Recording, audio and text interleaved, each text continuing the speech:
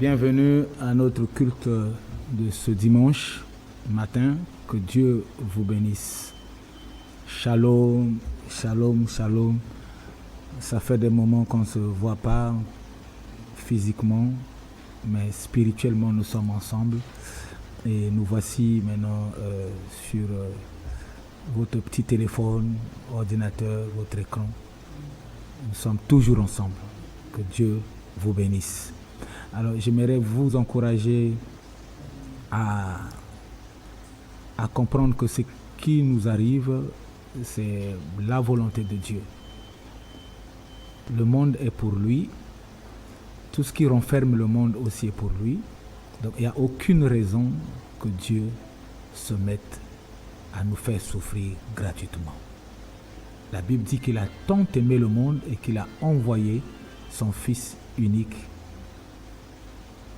C'était pour mourir pour le monde. Et le monde, ce sont les habitants. Donc Dieu est mort pour nous. Dieu a donné sa vie pour nous. Dieu s'est renoncé de son trône pour nous. C'est important que nous soyons tous sereins et reconnaissants à ce Dieu-là. Donc, oublions de dire que Dieu nous a abandonnés, Dieu nous a laissés. Ce n'est que sa parole qui s'accomplit. Quand vous verrez ces choses, la guerre, un État s'élèvera contre un autre, la peste et tout, sachez que ce n'est pas encore la fin. Ça veut dire que ce que nous voyons aujourd'hui, c'est la parole de Dieu qui s'accomplit.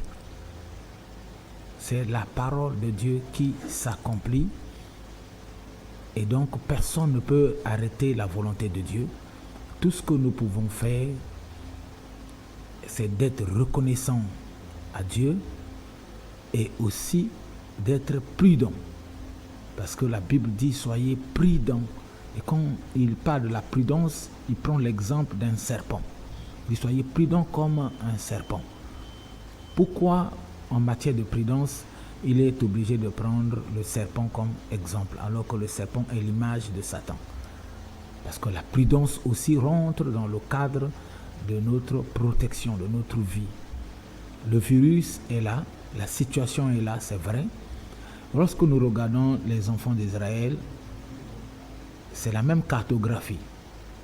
Ils étaient dans le désert face à Amalek. Josué et l'équipe de guerre étaient en face, mais Moïse n'était pas là. C'est Josué qui avait les armes, c'est Josué qui avait la technique militaire, c'est Josué qui avait l'équipe, c'était lui le général. Et la guerre se passait dans la vallée. Mais Moïse, lui et Aaron étaient sur la montagne. Moïse était sur la montagne. Qu'est-ce qu'il faisait là-bas alors que la guerre se passait dans la vallée? Le peuple de Dieu ne combat pas que de façon naturelle ou que de façon surnaturelle. Le peuple de Dieu combat, utilise les deux méthodes. La méthode naturelle et la méthode surnaturelle. La méthode naturelle, ce sont des mesures qu'on nous donne pour pouvoir nous protéger contre la pandémie. L'épanouissement de la pandémie. Or, nous, peuple de Dieu, nous sommes là pour l'épanouissement du royaume et non pour l'épanouissement de la pandémie. Donc, nous sommes obligés aussi, nous, d'accepter d'être en confinement pour éviter de contaminer les autres et aussi d'être contaminés. Parce que notre rôle, c'est le royaume.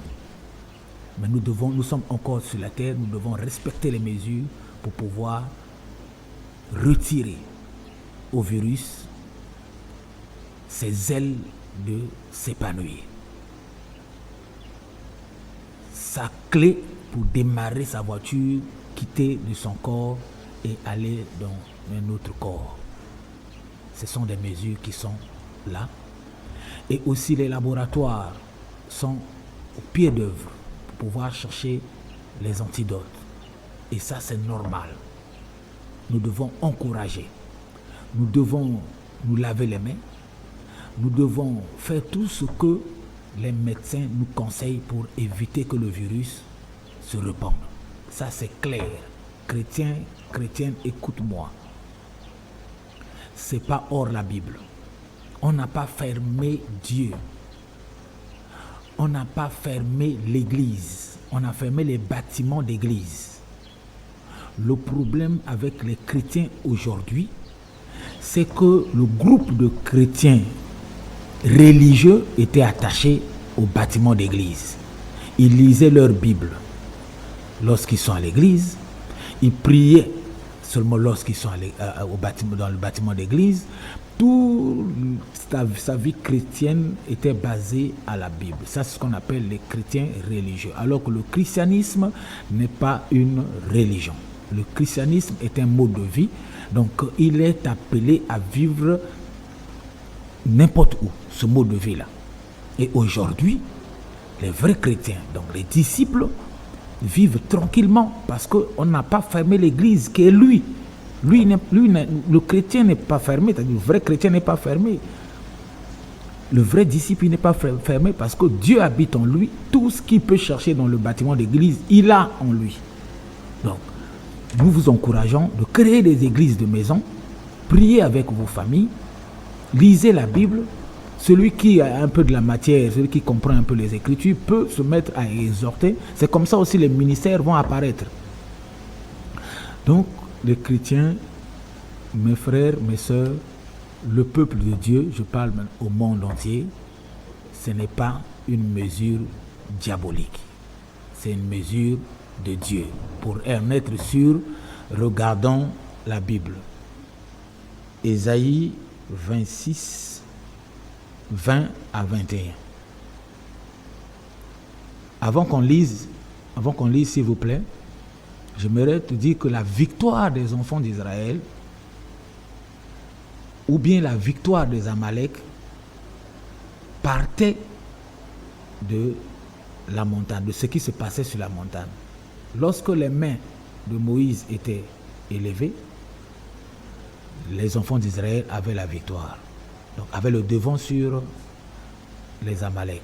Mais lorsque les bras de Moïse étaient abaissés, fatigués, les Amalek avaient la victoire sur les enfants d'Israël. Aujourd'hui, nous avons une guerre. Les médecins sont au front, sont en train de se battre. Mais nous, le peuple de Dieu, qu'est-ce que nous faisons aujourd'hui? On dort, on regarde, on cherche, nous aussi on cherche les remèdes, on cherche chloroquine, Nivaquine fait ceci. Non, nous on ne rentre pas dedans. Nous sommes sur la montagne. Nous devons rester sur la montagne et les mains levées. Et comme ça, les médecins, nos médecins qui sont au front, nos laboratoires, nos virologues qui sont au front, qui cherchent des solutions, ils auront l'inspiration venant de l'Éternel pour pouvoir trouver la solution. C'est comme ça avec ce que Dieu met en place. Dieu leur avait dit d'aller à Cana. Mais ce qui est arrivé en chemin, ça ne les a pas empêchés d'avoir cette technique-là. Nous, les chrétiens aussi, nous savons que la fin du monde est déjà là, mais la peste aussi est là. Qu'est-ce que nous faisons? Nous devons se concentrer sur les Écritures. Restez les mains levées en prière. Restons en train d'être chercher la volonté de Dieu. Ceux qui sont au front auront l'inspiration de pouvoir trouver des remèdes pour éradiquer le virus. Nous avons négligé, nous, de chercher la victoire sur le sida. Jusqu'à aujourd'hui, on n'a pas de solution parce que l'Église a baissé les bras. Les chercheurs, eux-mêmes, lorsqu'ils trouvent, ils ne sont pas comme nous, eux, ils ne comprennent pas Dieu. Lorsqu'il a trouvé une solution, il se dit, oui, nous sommes un État qui a trouvé la solution, nous sommes ceci. Oui, c'est normal. C'est normal que celui qui trouve la solution pense que c'est lui qui a trouvé la solution. Il oublie qu'il a eu l'inspiration de celui qui a créé le monde entier. Et celui qui a créé les virus, qui a créé tout. Les moustiques, tout ça, c'est Dieu qui a créé. Voilà. Donc, l'homme ne peut être inspiré que lorsque l'Église a soulevé ses mains. Et celui qui est au front sera inspiré pour trouver la solution naturelle. Nous avons besoin de la solution naturelle et de la solution surnaturelle. Mais la solution naturelle vient de la solution surnaturelle qui est déjà établie avant le commencement du monde. Tout a été déjà établi dans l'éternité. L'éternité, ça veut dire qu'avant que le monde commence, tout a été déjà établi. Et ce que nous vivons, c'est le déroulement de ce qui a été établi. Voilà pourquoi la volonté de Dieu est là. Moi, je suis très, très content que la parole de Dieu s'accomplisse. Je ne suis pas content que les gens meurent, mais je suis content que la parole de Dieu s'accomplisse parce que Dieu vient maintenant. Le temps est déjà là et je suis content pour que nous repartons. Si toi tu n'es pas content, c'est que tu n'es pas prêt. Chaque disciple doit être prêt. Que Dieu vous bénisse. Lisons pour passer au message d'aujourd'hui. Ce n'était pas mon message d'aujourd'hui, mais je voulais juste attirer l'attention des chrétiens qui me suivent. Nous avons envoyé des informations à toute l'Église de rester à la maison, de rester confinés. Le confinement, ce n'est pas une punition. Regardons ce que la Bible dit à Ésaïe 26. Va, mon peuple. Il parle à son peuple. Ça, c'est Dieu qui parle. Ce n'est pas quelqu'un. Va, mon peuple, entre dans ta chambre. La chambre aujourd'hui, c'est le confinement. Et ferme la porte derrière toi. Fermer la porte ici, ça veut dire que ne reste pas assis ou ne reste pas en train de suivre la télévision ou le long de la journée. Ferme la porte, ça veut dire que non, rentre, concentre-toi maintenant par rapport à ce que tu vis actuellement. Cache-toi. On se cache dans la parole de Dieu. On ne se cache pas dans les films. On se cache dans la parole de Dieu pour quelques instants. Donc le confinement est pour quelques instants. Dieu connaît, Dieu sait. Dieu sait que c'est pour quelques instants. Ça finit bientôt. Ça finit bientôt. Selon Apocalypse, la peste là devrait faire 5 mois. Mais nous sommes au 5e mois. Ça termine bientôt en avril là. On dit jusqu'à ce que la colère soit passée. C'est la colère de quoi? C'est la colère de Dieu. Contre quoi? La suite. Car voici, l'Éternel sort de sa demeure pour punir les crimes des habitants de la terre. Punir les crimes, l'homosexualité, tout ce que nous avons fait de mal. Dieu a regardé tout ça. Voilà pourquoi Dieu est en train de frapper. Et Dieu passe. C'était comme en Israël. Lorsque les enfants de Dieu, le peuple de Dieu était en Israël, prêt à sortir, Dieu a demandé à chaque famille de prendre un agneau et de récupérer son sang, de appliquer sur les linteaux de maison. Et lorsque Dieu passait, donc la mort passait la nuit, toutes les maisons qui avaient appliqué le sang, l'esprit de mort n'a pas touché à ces maisons-là. Ça n'a rien à voir avec aujourd'hui. Les mesures sont là. Tu ne laves pas les mains régulièrement, le virus peut t'atteindre. Ce n'est pas le sang ici. Les mesures naturelles sont là. Et à l'époque, les mesures, c'était le sang. Et ici, les mesures, c'est éteindre dans le coude et laver les mains régulièrement, et respecter la distanciation, ainsi de suite. Les mesures sont là. Mais Dieu demande aux enfants, à son peuple, de se cacher, de se mettre quelque part. C'était ça. Personne ne devait sortir. C'est pas nouveau. Dieu est en train de punir l'iniquité du monde, des habitants du monde entier. Quand Dieu rentre en jugement, Dieu épargne ceux qui sont pour lui. Renvoie le verset pour terminer. Et dit, et la terre mettra le sang à nu, elle ne couvrira plus les meurtres. Voilà. C'est pour que les habitants du monde aussi tirent leçon de ce qui se passe aujourd'hui. Dieu n'est pas contre le monde. Dieu a tant aimé le monde. Jean 3, 16. Et qu'il a envoyé son Fils unique. Jean 1, 1. La parole de Dieu qui était au commencement, elle était avec Dieu, elle était Dieu. Et cette même parole s'est faite chair. Donc est venue vivre avec nous pour nous montrer comment la parole de Dieu peut vivre. Aujourd'hui, les politiciens, tout le monde, les grands pays sont en train de se poser des questions. Où sont les pasteurs? Les pasteurs sont là. Les pasteurs ne sont pas là pour venir éteindre le feu. Dieu et les hommes de Dieu, ils ne sont pas des sapeurs-pompiers.